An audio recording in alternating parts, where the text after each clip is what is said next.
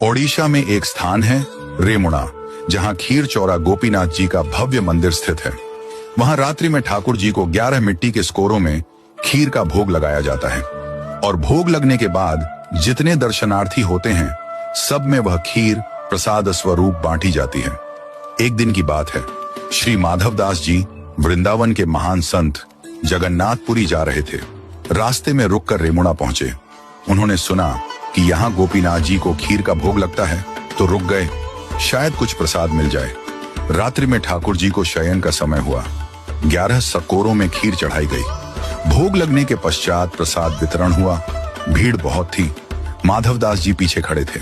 प्रसाद भंटते भंटते माधवदास जी तक पहुंचते पहुंचते खीर समाप्त हो गई। पुजारी ने हाथ जोड़ ली, बोले, भक्तवर, खीर समाप्त हो गई।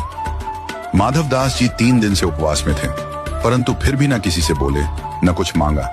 मन ही मन बोले, हे जगन्नाथ, आप तो जगत के अन्नदाता कहलाते हैं, पर आज आपके द्वार पर आकर भी अन्न नहीं मिला। वे एक वृक्ष के नीचे जाकर बैठ गए, भूखे प्यासे पर मौन शांत भक्त वत्सल भगवान के भरोसे।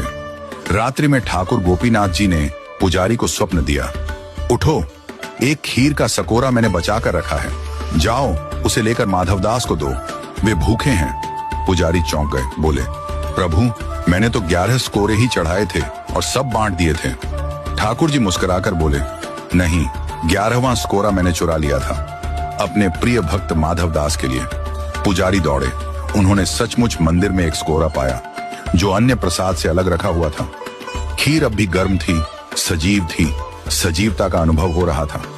वे दौड़कर वृक्ष के नीचे पहुंचे, जहां माधवदास जी बैठे थे। बोले, भक्तवर, प्रभु का प्रसाद पाओ। माधवदास जी बोले, अब इतनी आधी रात को खीर कहां से आ गई? क्या आप दोबारा बना लाए हैं?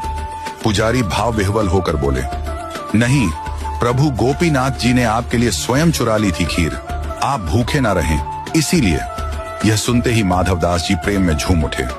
अगली सुबह उन्होंने मंदिर प्रांगण में नृत्य करना प्रारंभ किया।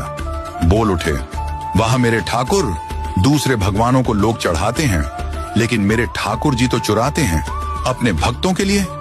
ये तो खीर चौरा है, खीर चुराने वाले गोपीनाथ। और तभी से गोपीनाथ जी का नाम हो गया, खीर चौरा गोपीनाथ। आज भी रेमुणा में रात को ठाकुर जी को खीर का भोग लगता है और उनकी वह प्रेममयी लीला सजीव रूप में याद की जाती है।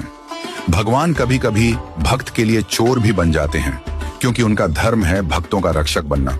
जो मांगते नहीं वो पाते हैं, ठाकुर जी की सबसे गहरी कृपा।